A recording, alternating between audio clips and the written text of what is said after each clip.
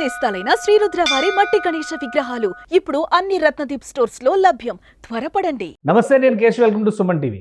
ఆంధ్రప్రదేశ్లో ఎన్నడూ ఊహించినంత స్థాయిలో ప్రధాన నగరం విజయవాడని వరద ముప్పు పొంచి ఉన్నటువంటి పరిస్థితి. 121 ఏళ్లలో భారీ వరదగా దీన్ని చరిత్ర పరంగా చూస్తే చెప్తున్నటువంటి పరిస్థితి. ఇప్పుడు విజయవాడ పరిస్థితి ఎలా ఉంది, అలానే చుట్టుపక్కల ప్రాంతాల్లో కాలనీల్లో సహాయక చర్యలు ఏ విధంగా నడుస్తున్నాయి, ఈ అంశాలపైన విజయవాడ నుంచి నేరుగా జనసేన పార్టీ నాయకులు అమిశెట్టి వాసు మనతో పంచుకోవడానికి రెడీగా ఉన్నారు. వాసు గారు నమస్కారం. నమస్తే సార్. నమస్తే వాసు గారు, ఏంటి తాజా పరిస్థితి? వర్షం అయితే పూర్తిగా ఆగిపోయిన పరిస్థితి ఉంది, కానీ ఉపశమన చర్యలు, సహాయక చర్యలు ఏ విధంగా జరుగుతున్నాయి విజయవాడ నగరం, దాని పరిసర ప్రాంతాల్లో? సార్, నిన్నటికి ఈ రోజు చూస్తా ఉంటే వరద నీరు కూడా కొద్దిగా వాటర్ కూడా తగ్గింది. ఒక అడుగున్నర వాటర్ వరకు బ్యారేజ్ నుంచి తగ్గింది. సహాయ చర్యలు కూడా దగ్గరుండి చంద్రబాబు నాయుడు గారు కానీ, కళ్యాణ్ గారు కానీ, చంద్రబాబు నాయుడు గారు అయితే లైవ్ లో వచ్చేలా కూడా దగ్గరుండి ఎవరికి కలెక్టర్ ఆఫీస్ నుంచి మానిటరింగ్ చేస్తూ జరుగుతుంది. జనసేన పార్టీ నుంచి కూడా పవన్ కళ్యాణ్ గారు రాష్ట్రంతో కూడా పిలిపించి ఈ మూడు జిల్లాలకి ఎవరైతే నాయకులు ఉన్నారో, కార్యకర్తలు ఉన్నారో, అవకాశం ఉన్నంత వరకు ఫుడ్ సప్లై కానీ, వాటర్ సప్లై కానీ, వాళ్ళకి అదే విధంగా మెడికల్ కిట్లు కానీ అందించడం జరుగుతుంది. మా విజయవాడ జనసేన పార్టీ తరఫున మేము 3 రోజుల మట్టి కూడా ఈ సేవా కార్యక్రమం, భోజనాలు కానీ, నిన్నైతే 15,000 మంది సహాయక చర్యలు సరిగా అందడం లేదు. ఇదంతా కూడా మానవ తప్పిదం వల్ల జరిగినటువంటి ఉత్పాతం అని జగన్మోహన్ రెడ్డి గారు విమర్శలు చేశారు. అలానే సింగనగర్ ఆ ప్రాంతాలన్నింటిలో ఆయన పర్యటించి చేసిన కామెంట్స్ ఏం చెప్తారు మీరు? ఒక మాట సార్, ఇలాంటి విపత్తు అనేది 200 సంవత్సరాల క్రితం వచ్చిందన్న మా తాతలు ముత్తాతలు కూడా చూసుంటారు. కానీ ఇలాంటి టైంలో రాజకీయాలు మాట్లాడటం ఇది ఒక హీనమైన ఇది అనమాట. ఎందుకంటే ఈ పరిస్థితుల్లో కులాలకి, పార్టీలకు అతీతంగా కూడా మనం సేవ చేయాలి. ఏ ప్రభుత్వం ఉన్నప్పటికి కూడా 1,00,000 కుటుంబాలు ఒకేసారి వాటర్ తో మునిగిపోయినప్పటికీ ఎవరు ఏమి చేయలేని పరిస్థితి, అక్కడ బోట్లతో వెళ్ళలేని పరిస్థితి. ఎందుకంటే ఈ రోజు చాలా వరకు రికవర్ అవుతుంది.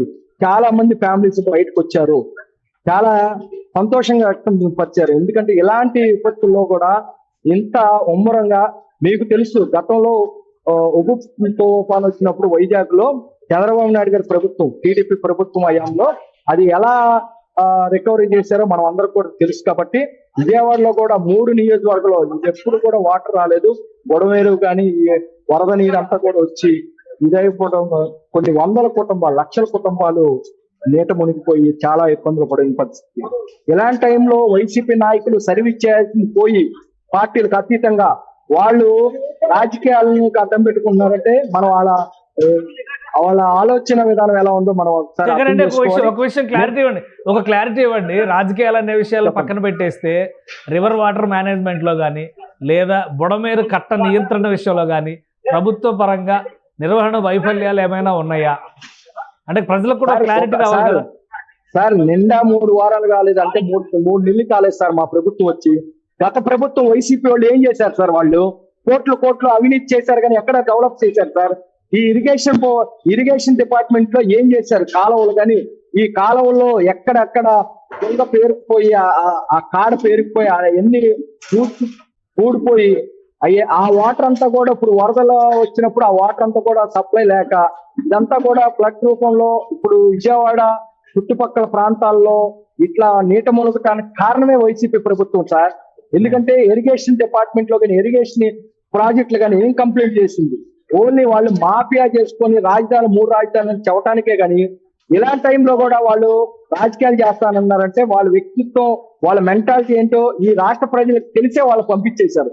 చంద్రబాబు నాయుడు గారు 74 సంవత్సరాల వయసులో ఆయన ప్రజల్లోకి వెళ్ళి, వాటర్లోకి వెళ్ళి ఆయన నైట్ అంతా నిద్ర లేకుండా చూస్తా ఉంటే, జగన్మోహన్ రెడ్డి ర్యాలీగా జనాన్ని తీసుకొచ్చి, వైసీపీ కార్యకర్తలను తీసుకొచ్చి అదేదో క్యాంపెయిన్ గా వాడుకుంటున్నాడంటే ఒకసారి ఆలోచించాలి. మా పవన్ కళ్యాణ్ గారు, అధ్యక్షుడు పవన్ కళ్యాణ్ గారు తన పుట్టినరోజు కూడా పక్కన పెట్టి కార్యకర్తలకు అందరూ కూడా పిలుపునిచ్చి, నేను వస్తే అక్కడున్న ప్రజలు ఇబ్బందులు పడతారని మానిటరింగ్ చేసి, మాకు టెలిఫోన్ ద్వారా మానిటరింగ్ చేసి డైరెక్టర్ గా ఆయన మాకు చెప్పేది ఒకటే, మీరు స్వచ్ఛందంగా భోజనం ఏర్పాట్లు చేయండి, వాటర్ సప్లై చేయండి.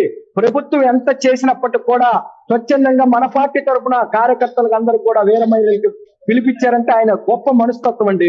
ఇలాంటి టైంలో కూడా రాజకీయాలను అడ్డం పెట్టుకునే జగన్మోహన్ రెడ్డి గురించి మాట్లాడుకుంటే వేస్తండి. ఈ విజయవాడ ప్రజలందరూ కూడా ఒకటే చెప్తా ఉన్నా, ఎవరు కూడా టెన్షన్ పడొద్దు. మన కూటమి ప్రభుత్వం మీకు ఏ కష్టం వచ్చినా కానీ మేము అందరూ కూడా నిలబడతాం. పార్టీలకు అతీతంగా కూడా ప్రజలకి కష్టం వచ్చినప్పుడు మనం అందరం కూడా ఒక్కటిగా అన్నదమ్ములుగా ఇచ్చినప్పటికి కూడా మేము కలిసికట్టుగా ఉన్నాం. ఎవరైనా వైసీపీ కార్యకర్తలైనా టీడీపీ అయినా ఇక్కడున్న ప్రజలకు ఏదో ఒకటి సర్వీస్ చేయండి. రైట్. ఇప్పుడు మీరేం చేస్తున్నారు అక్కడ? మీరేమన్నా ఆదుకునే చర్యలు, సహాయక చర్యలు మొదలు పెట్టారా, చేస్తున్నారా మీ నాయకుడి అధినాయకుడి ఆదేశాల మేరకు? సార్ మీరు చూడండి, ఇక్కడున్న ఎయిర్పోర్ట్ లో నిన్నైతే 15,000 మందికి, ఈ రోజు కూడా అలాగే ఈవినింగ్ వరకు కూడా వంటలు కానీ ఇక్కడ అన్ని ఏర్పాట్లు కానీ జరుగుతూ ఉన్నాయి. ఇక్కడ ప్యాకింగ్ సిస్టమ్ చేస్తున్నాం. ప్యాకెట్ సార్ ఇక్కడ నేరమైలు కానీ ఇక్కడ కానీ అంతా కూడా ఇక్కడ ఫుడ్ అంతా కూడా ప్యాక్ చేసి ఏదైతే లోతంత ప్రాంతాలు ఉన్నాయో మా జన సైనికులు, గిరిజన శక్తులు అందరూ కూడా ఆ ఏరియాలు తీసుకెళ్లి బోట్ల మీద, ట్రాక్టర్ల మీద తీసుకెళ్లి ఫుడ్ సప్లై చేస్తున్నాం. Right right. అంటే ఇప్పటికీ ఇంకా వరద తాకిడి ఉందా? ఇంకా నీటి బురదమయంలో, లేదంటే లోతట్టు ప్రాంతాలన్నీ ఇంకా నీళ్ళలోనే ఉన్నాయా? ఉన్నాయి సార్, వాటర్ ఇంకా ఉన్నాయి. ఇప్పుడు అంతే ఒక అడుగున్నర వాటర్ వరకే తగ్గిందండి. ఈ నైట్ కల్లా కూడా కొద్దిగా వర్ష ప్రభావం లేకపోతే మాత్రం వాటర్ తగ్గే అవకాశాలు ఉన్నాయి. రేపటి కల్లా క్లియర్ అవుతాయని అనుకుంటున్నాం. ఎక్కడికెక్కడ ప్రభుత్వం కూడా బాగా స్పందించి ఆఫీసర్లు అందరూ కూడా రోడ్ల మీదకి వచ్చి ఎక్కడ ఏ ప్రజలకు ఇబ్బంది అయినా సరే ఇప్పటికి కూడా బోట్ల ద్వారా, ట్రాక్టర్ల ద్వారా జనాలందరినీ కూడా బయటకు తీసుకురావడం జరుగుతూ ఉంది. ఇక్కడ వాటర్ కానీ అన్ని ఫుడ్ కూడా బాగా సప్లై అవుతుంది. నిన్నైతే కొంత ఇబ్బంది పడుతున్న మాట వాటర్ కానీ ఈ రోజుకి చాలా వరకు కంట్రోల్లోకి వచ్చింది. రేపటికైతే మొత్తం విజయవాడ మొత్తం కూడా కంట్రోల్కి వస్తుందని మేము భావిస్తా ఉన్నాం. ప్రజలకు ఏ అవసరం వచ్చినా మేము పార్టీ తరఫున మేము అంటే ఇంకొక రోజు పడుతుందా బురద నీరు అంతా కూడా బయటికి లాగేయడానికి? ఇంకొక రోజు పట్టింది సార్. రేపు వాటర్ తగ్గితే మాత్రం ఇంకా 2 days కొద్దిగా ఇబ్బందిగా ఉంటుంది. ఎందుకంటే చాలా వరకు నష్టం జరిగింది. ఒక ఫ్లోర్ అంతా మునిగిపోవటం, చాలా వరకు కుటుంబాలన్నీ కూడా ఇబ్బంది పడే పరిస్థితులు ఉన్నాయి. కాబట్టి అట్లాగే కూరగాయలు కానీ ఈ నిత్యావసర వస్తువులు కూడా దొరకలేని పరిస్థితి. అవి 2-3 రోజులు అయితే కానీ ఫ్రీ అవుతాం. దానికి ప్రభుత్వం తరఫున మేము అవన్నీ కూడా తీసుకుంటా ఉంటాం. రైట్. థ్యాంక్ యూ వాసు గారు, మీరు అప్డేట్ ఇచ్చినందుకు. ఇది జనసేన పార్టీ నాయకులు నియోజకవర్గాల వారీగా ఎక్కడికక్కడ కనీసం 10,000 మందికి, 20,000 మందికి తగ్గకుండా భోజన వసతులు కల్పించేటువంటి ప్రయత్నం చేస్తున్నారు. అలానే లోతట్టు ప్రాంతాల్లో తమ బృందాలు నిరంతరం పర్యవేక్షిస్తూ ఆ ప్రాంతాల్లో తిరుగుతున్నటువంటి పరిస్థితి ఉందని వాసు గారు వివరిస్తున్నారు. ఇక అధినేత పవన్ కళ్యాణ్ వస్తే ఇక్కడ రెస్క్యూ ఆపరేషన్స్కి, సహాయక చర్యలకి ఇబ్బంది అవుతుంది కాబట్టి ఆయన నిరంతరం ఫోన్లో టచ్లో ఉంటూనే తాము ఏం చేయాలనేది ఆదేశాలు ఇస్తున్నారు. ఇక ప్రభుత్వ యంత్రాంగం అందిస్తున్నటువంటి సహకారం, మంత్రులు, ముఖ్యమంత్రితో సహా అందరూ ఫీల్డ్లో ఉండడం అనేది ప్రజల్లో ఒక విశ్వాసాన్ని పాదుకొల్పిందని వాసు వివరిస్తున్నారు. ఇది special discussion. Keep watching. Suman టీవీలో మీ పర్సనల్ అండ్ బిజినెస్ ప్రమోషన్స్ కోసం కింది నెంబర్కి కాంటాక్ట్ చేయండి.